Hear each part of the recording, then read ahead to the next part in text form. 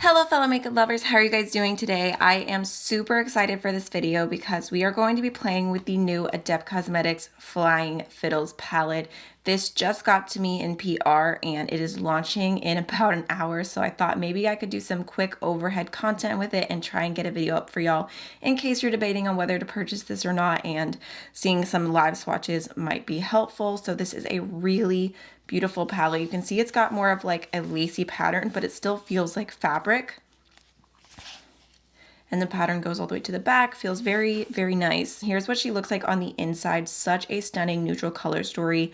Not exactly what you would expect from Adept, but it was done so beautifully. You've got blues and greens and golds, and I don't know, it looks so cute. So in today's video, we're gonna go ahead and do live swatches of every single shade. I'm gonna kind of walk you through them, all the different undertones, what I think about the shades, how they're feeling, just as being as descriptive as I possibly can because I am in a little bit of a time crunch. I promise I will have a multiple looks video up with this palette very soon, maybe even this weekend if I'm able to squeeze it in, but either way, it is coming. I do have an affiliate code with Adept Cosmetics. It saves you guys 15% off your order, and I do also make a commission. My code is AMYLOVES, and I am super grateful and appreciative of your support when you use my code, so just want to let you know that is available for you, but let's go ahead and start swatching. Starting off, we have the shade Dahlia, which is a really smooth multi-chrome. It has a shift from pink and gold and green. It's not chunky, it's very, very silky, so I'll swatch this on my hand for you guys to see. I'll try and swatch any of the multi-chromes out on my hand like this. And then next we have the shade Tan Toffee Rose, which is a really beautiful, kind of soft, mauve-y matte. Definitely has like a dusty, purpley tone to it. I love that. I could see that being just like a go-to shade for me. We've got Meadow Foam, which looks like a bronze, like just a brown and bronzy shade, and this one does feel more like a typical powder shadow, but it has some really pretty sparkles through it.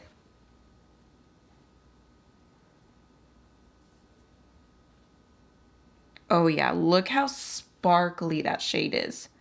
That is stunning. Like for being a bronze, that's actually really, really tempting to use.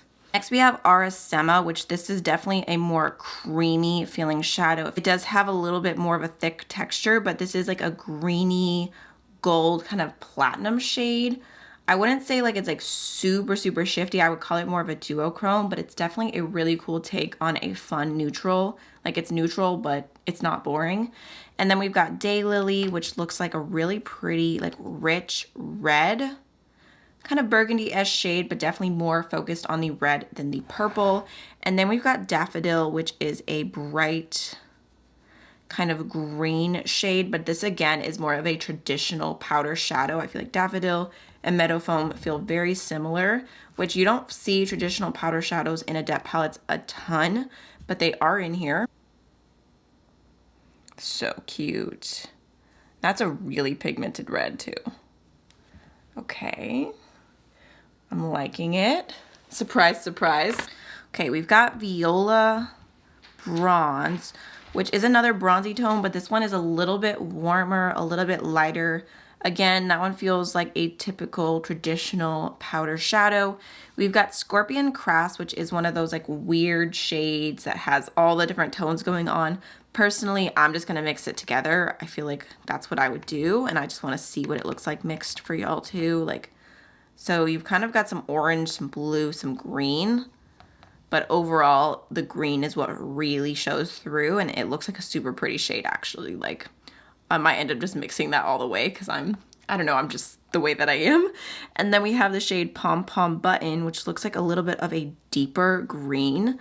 This one again feels more like a traditional shadow, but it has like a darker base and a bluey green shift. It's like subtle but smoky and sparkly and so cute. So let me try and swatch that right here just to see if you guys can see what I'm saying. I changed my background to make it more nice, but now I feel like my lighting is off, so I'm gonna have to keep playing with it. So let's swatch them out.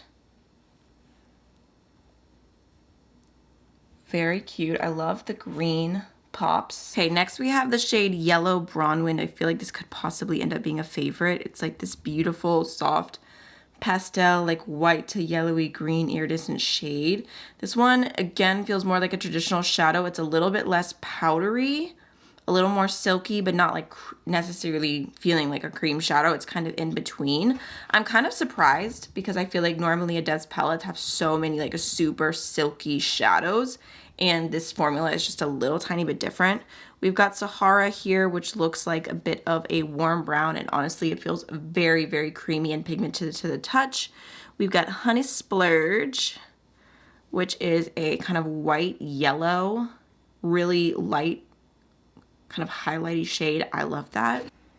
Okay. I mean, I feel like it's giving neutral, but it's also giving a lot of green.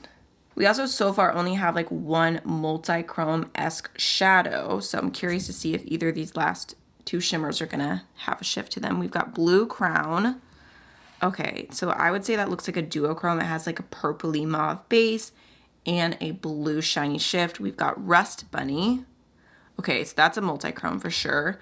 Again, it's a little bit silky, but not the typical Adept formula. You've got a green base and then an orange shift. It's cute, it is, but I feel like between Rust Bunny and Arsema, they're not that far apart from each other. Like they're like the same type of shift. Arsema is just a little bit lighter. And then we've got Green Kelly, which is a deep blue. Kind of has like the tiniest hint of green to it, but it's very subtle. It's not even enough for me to call it a turquoise, not enough for me to call it a teal, but it's also not like a true blue either. So here are the last three shades. There we go. I mean, definitely adding a little something different there since we've got some purple-esque, we've got that bluey green. I don't know, I feel like I was tricked into thinking this was a neutral palette on first impression, but then when you swatch it out, there's so many different fun tones that I think this is just like a perfect in-between. There's what it looks like in really bright lights. I'm gonna turn off my studio lights so we can just look at it in natural lighting and see what happens. So here's what she looks like, natural light, just like a little bit of sun coming through my window, nothing crazy. You can see it definitely has some really beautiful, rich tones. You can't really see the shifts a ton. You can see the pigment is definitely there. I'm gonna go ahead and include a quick little swatch as well of what it looks like in the sun in my window because I just walked over there to turn the lights off and it looked really sparkly and pretty. All right, y'all, so that is pretty much all the time that we have today. I really hope that this was helpful. I know it was quick, but like I said, the multiple looks video is coming soon. So definitely make sure to let me know if you're excited for that, and I will see you in the next video very, very soon. Bye.